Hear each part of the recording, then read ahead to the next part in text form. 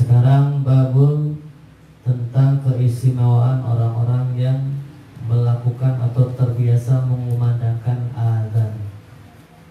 Jadi Allah berikan keistimewaan untuk mereka-mereka yang memiliki istiqomah dalam hal ibadah, kaitannya yaitu azan.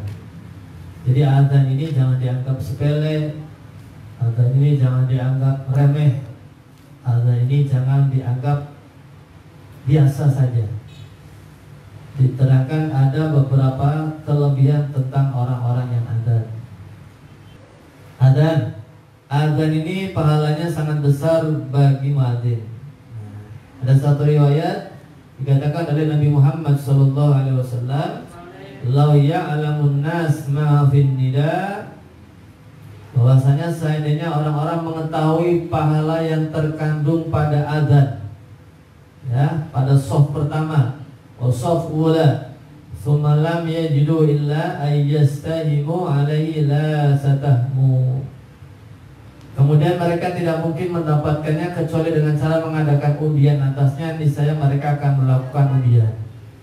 Dikatakan Nabi Muhammad, seandainya orang mengetahui pahala yang terkandung pada azan dan shaf pertama. Azan dan shaf pertama itu sangat luar biasa.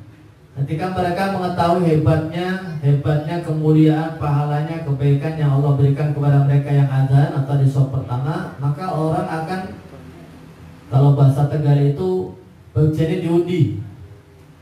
Kan bisa nengono, tapi kita harus pakai adab. Nah ini, gitu ya. Di masjid, dimanapun ketika kita sholat, kita pengen yang pertama, tapi tidak boleh kita pakai nafsu. Tetap harus diutamakan yang namanya adab.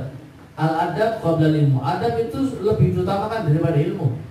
Contohnya bagaimana Ustaz? Jenengan ke masjid, datangnya awal memang, tapi ketika sudah qomat, jenengan pertama, di belakang ada orang tua, maka afdolnya orang tua yang disuruh maju. Bukan mentang-mentang kita nyong tuli ya terserah, nyong enggak, kalau begitu. Agama itu enggak begitu. Syariat itu enggak begitu. Gitu ya. Kenapa di shaf pertama? Shaf pertama memang hebat, memang mulia, tapi apa? Awas, apalagi yang di belakang imam. Anda harus tahu gerak-geriknya imam. Karena ketika imam ada hilaf, ada salah, maka yang cepat-cepat membetulkan adalah di shaf pertama. Makanya disunahkan itu, satu ajaran dari Nabi Muhammad, tidak boleh pertama diisi oleh orang-orang, gitu ya, yang tidak paham nantinya tentang bacaan Qur'annya. Pokoknya shaf pertama itu yang tahu persis imamnya. Jadi bukan saya melarang untuk anda-anda yang di shaf pertama, tapi kalau ibadah, selenggarakan dulu, hormati dulu, muliakan dulu. Ada orang sepuh di belakang, monggo Pak di depan. Oh enggak, saya di belakang aja, saya masih muda. Itu orang nanti menilai, oh iya hebat ya. Ini kadang-kadang di shaf pertama sudah pengen shaf pertama, tapi pulang pertama pengen. Jadi wassalamualaikum warahmatullahi wabarakatuh, dia nggak sabar tentang dikirnya. Ini lagi sholat, anda lagi sholat saja, menghadap zat yang maha kuasa, menghadap zat yang maha agung, maha mulia aja, anda nggak tenang. Kalau dalam sholat, dalam ngaji nggak tenang, maka kadang-kadang Allah tidak berikan ketenangan di tempat yang lain. Bukankah Sayyidina Ali bin Abi Thalib mengatakan, cari 3 tempat hati, ketika anda hatinya suka sombong, takabur, ya ujub, tamak, marah, cari 3 tempat. Yang pertama, indah sami'il Quran, dengarkan tuh Quran. Dengarkan Quran nggak tenang. Yang kedua, ada majalis dzikir, datang ke majelis zikir, gak tenang juga sudah di majelis zikir, semua tenang, semua dengerin, semua menyimak, ini gak tenang. Kan lucu, datang majelis taklim, semua dapat berkah, semua, tapi dia gak tenang. Hawa itu pengen mikir yang lain saja. Gitu ya. Coba kemarin yang datang, waktu malam Sabtu, si Haji kayaknya datang sama Suroto. Kita ngaji sama-sama di guru besar kita mulia, Al-Habib Anan Muhammad Ibn Habib Mustafa Al-Atas. Dia cerita, lagi ngaji di depannya itu ada seorang ustaz siwakan. Bener Ji? Siwakan. Siwak hukumnya apa? Sunnah. Ajaran Nabi Muhammad SAW. Di depannya guru lagi ngajar. Terus apa? Mas, siwakannya nanti. Oh gak bisa Ustaz, ini siwak, ini sunnah Nabi Muhammad SAW. Katakan iya siwak sunnah, tapi bukan saatnya, bukan waktunya, gak pas waktunya di sini. Karena dari ngomong-ngomong siwak sunnah, nyabuti kelek kayak sunnah. Inilah kasih nyabuti kelek. Itu ya. Ini hadirin yang dirahmati. Jadi artinya nggak tenang. Yang ketiga, pertama majalis dzikir, inda sama'il Quran. Terus ketika Anda sendirian. Terus kalau 3 tempat ini kita nggak tenang, terus kita cari ketenangan yang mana lagi coba? Ada yang tahu? Tunjukkan kepada saya. Ada yang tahu?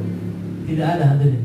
Hati Anda harus dibawa ke tempat-tempat Anda sedikit tenang sebentar, paling sampai jam 8.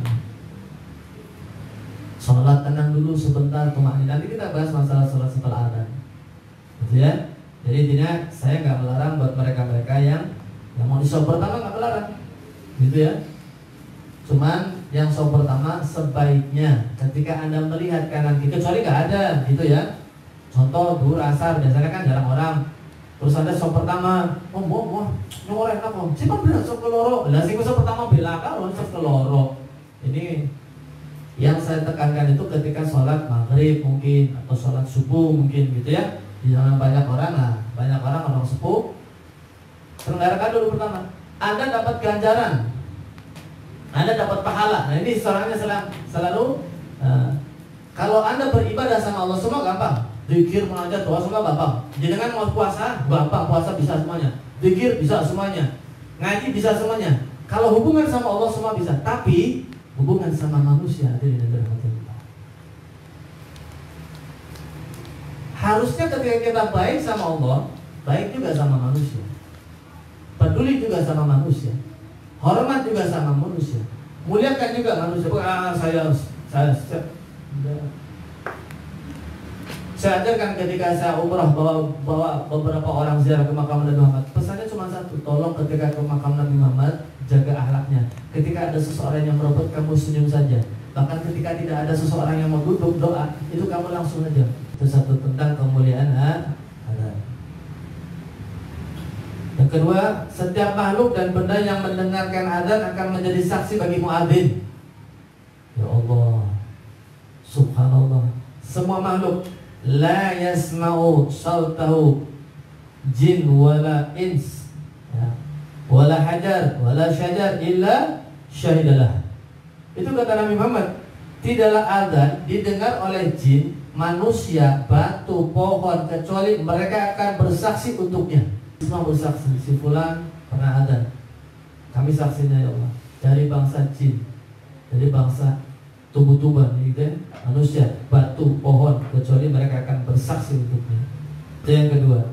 Yang ketiga, muadzin akan dimintakan ampunan dan mendapat ampunan Allah Subhanahu wa taala. Al-mu'adzun yaghfaru lahu, muadzin diampuni sejauh jangkauan adanya. Masya Allah. Seluruh benda yang basah maupun yang kering yang mendengar adanya memohon ampun untuknya. Al-mu'adzin yaghfaru lahu. Jadi ketika kita adzan ada orang Allahu Akbar, Allahu Akbar, sejauh mana suaranya? Sejauh mana suaranya?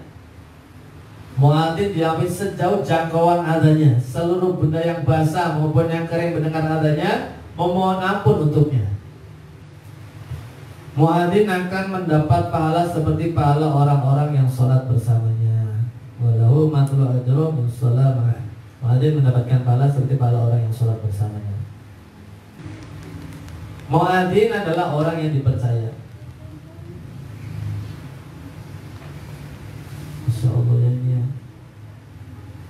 Nah, yang terakhir ya, bukan terakhir, ada beberapa lagi. Muadzin mendapatkan doa dari Rasulullah SAW. Makanya saya tekankan, adalah mudah-mudahan santri, itu ya, santri dari rumah Quran satu aja ketika nanti subuh dia bergilir satu-satu. Ada. Tapi harus latihan dulu nanti kalau mamanya ya, karena semua butuh latihan. Saya punya teman kemarin, Mas Alvin namanya, saya datang ke rumah. Itu adzan harus ada prosesnya, harus ada latihannya. Dia mau disuruh mengadani jenazah. Ketika dia suruh mengadani jenazah, ditunjuk sama keluarganya, itu dia sempat bingung. Yang meninggal tantenya. Akhirnya apa? Dia masuk ke mobil, dia browsing. Bukan gak hafal, Rudagenman. Kenapa? Karena jarang untuk lakukan. Kalau yang biasa ada kan gampang kok. Kok ada oh siap. Kenapa? Karena bisa karena terbiasa sih. Gitu ya. Anda bisa apapun karena biasa. Tapi kalau nggak biasa, wah dia bingung. Maka dibiasakan orang-orang yang di sini nanti untuk ada. Kata Nabi Muhammad Shallallahu Alaihi Wasallam, "Fa'arsyadullahu mata wa ghafar lil mu'adzin." Kata Nabi Muhammad, tuh orang yang azan dapat doa dari Nabi Muhammad. Nabi mengatakan, ya Rabb, luruskanlah para imam dan ampunilah para mu'adzin. Bayangkan, dapat doa dari Nabi Muhammad khusus mereka yang azan dan imam. Berarti kita mau mendadak, dia dapat maksudnya. Dengan kata lain, Rasulullah mintakan ampun langsung kepada Allah bagi para mu'adzin. Adzan membuat setan lari. Adzan apa? Membuat idza nudiya lis-salati adbaru syaitan. Apabila adzan untuk salat dikumandangkan, setan melarikan diri terkentut-kentut sampai tidak mendengar adzan. Kemarin saya nerangin adzan juga di awal. Adzan itu bukan panggilan salat saja ya. Di antaranya ada kebakaran, ada gangguan jin, ketika ada angin, ketika mau perjalanan safar ke Mekah ke Madinah disunahkan untuk adzan, gitu ya. Kemudian ada lagi yang ketika meninggal dunia itu adzan. Jadi bukan hanya untuk panggilan. Muadzin akan mudah dikenali pada hari kiamat. Bayangkan, subhanallah, sudah dapat doa dari Nabi Muhammad, mudah dikenali pada hari kiamat. Al-mu'adzinu, para muadzin adalah orang yang berleher panjang pada hari kiamat. Jadi kita nanti dikumpulkan di padang mahsyar, itu yang lehernya paling panjang itu ketara. Ini pasti di dunia suka adzan. Tapi di hari kiamat bukan sekarang. Oh kalau gulunya dawa ini. Kayaknya dawa dia. Si prima itu berarti kamu selamatnya orang bukan kayak gitu. Gitu ya. Ya Allah bosok dulu teman. Terus bocah dulu gilanya gurunya mana? Sampai dikilat mana? Malah nggak penggaris mana? Ternyata pas nomor saya apa? Ternyata gurunya jangan. Nah, maksudnya nanti di hari kiamat. Ini hadirin dan dirahmati Allah Subhanahu. Ini adalah salah satu bentuk kemuliaan yang dianugerahkan Allah pada para muadzin, sehingga mereka akan mudah dikenali pada hari di mana seluruh umat manusia dikumpulkan berdiri menghadap Tuhan. Muadzin dibanggakan Allah di hadapan para malaikat. Ya Allah. Nah yang terakhir, muadzin akan dimasukkan ke dalam surga. Kami pernah bersama Rasulullah, lalu Bilal berdiri mengumandangkan azan. Ketika selesai, Rasulullah SAW bersabda, barang siapa yang mengucapkan seperti ini dengan yakin, kata Nabi Muhammad, maksudnya ada, maka adkhul bil jannah, maka akan masuk ke dalam surganya Allah Subhanahu wa taala.